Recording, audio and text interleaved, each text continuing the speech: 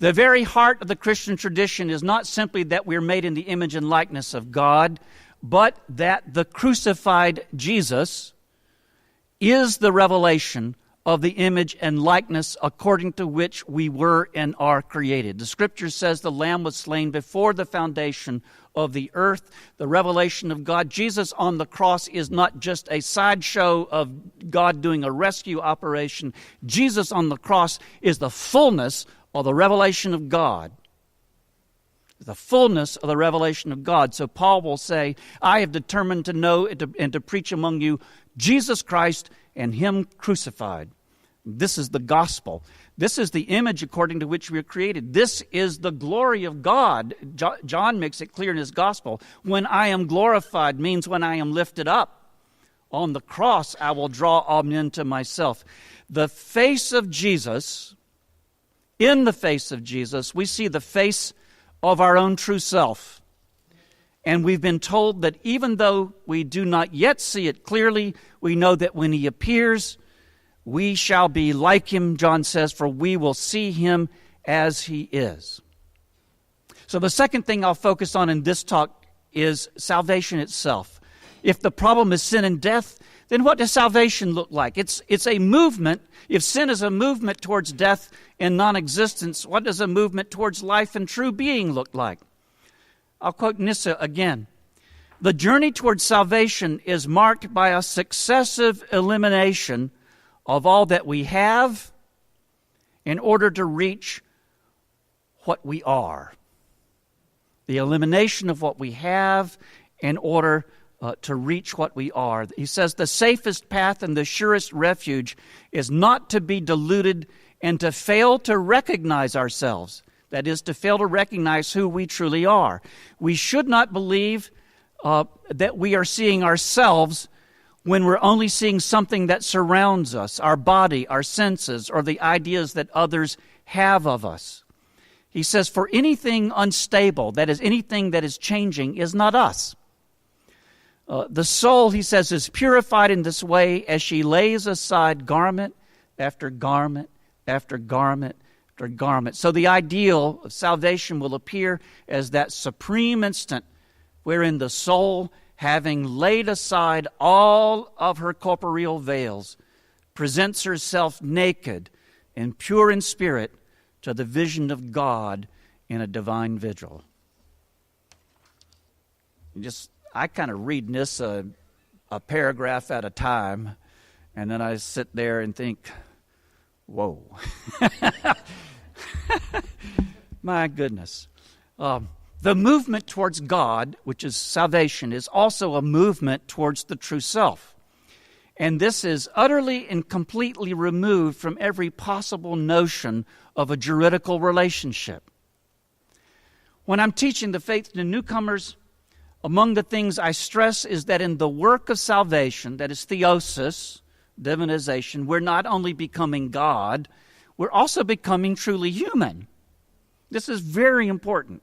The faith that is given to us in the tradition is the living memory of what it means to be human. You know, someone says you're a traditionalist. I think you have no choice. The whole dang thing has been handed down to you.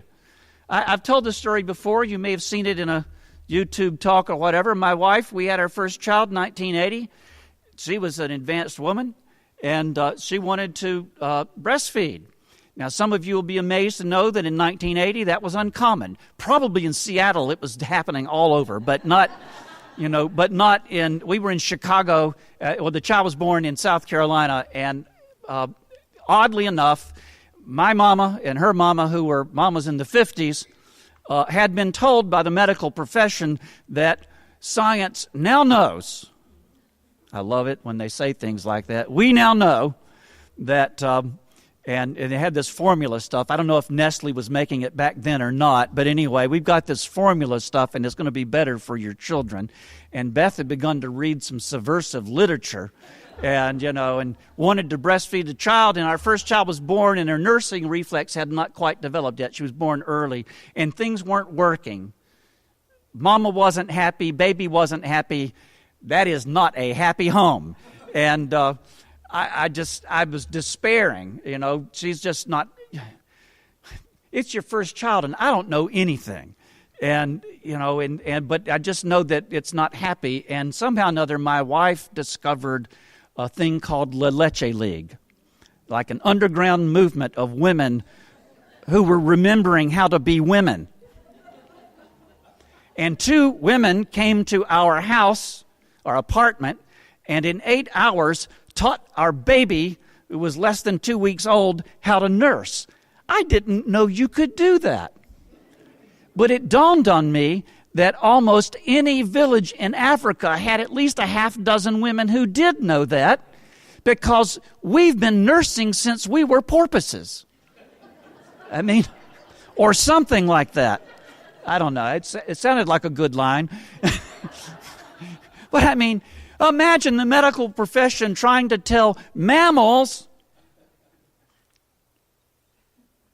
think of the meaning of the word, not to nurse. What is that?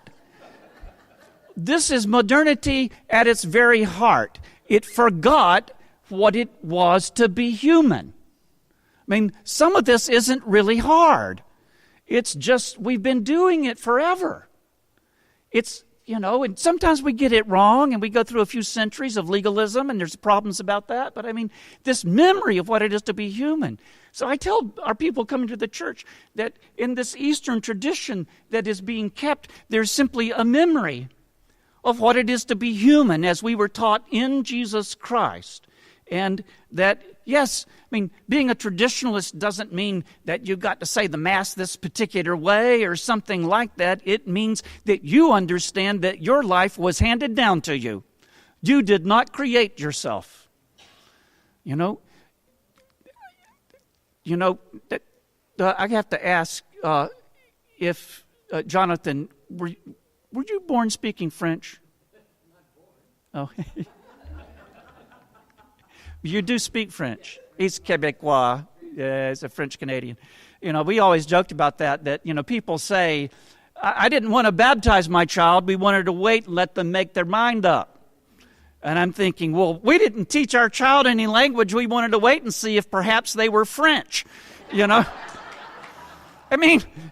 People say things like that. And I'm thinking, well, are you going to wait on that potty training too? What is it? What is it about being human you don't understand? Of course you teach your children. Who else is going to tell them about God? Wait till they're going to find out about it. That's silliness. Of course you tell them, and you try to warp them in the way they should go. Gently, with love and care. But, and hopefully that they'll actually have seen enough of Jesus in you that they want to be like him.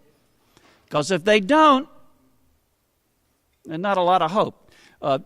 Hauerwas, whom I like to quote a lot because I studied under him at Duke, said on marriage and the family, he said, there's good news and bad news about your children.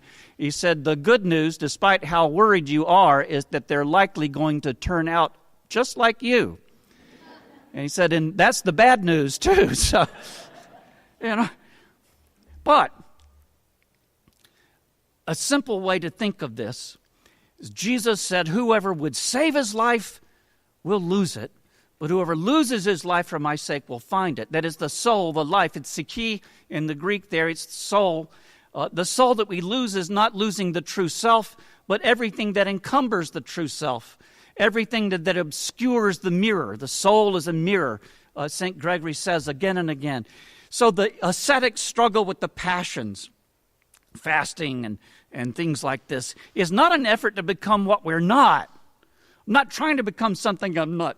I'm trying to become what I am.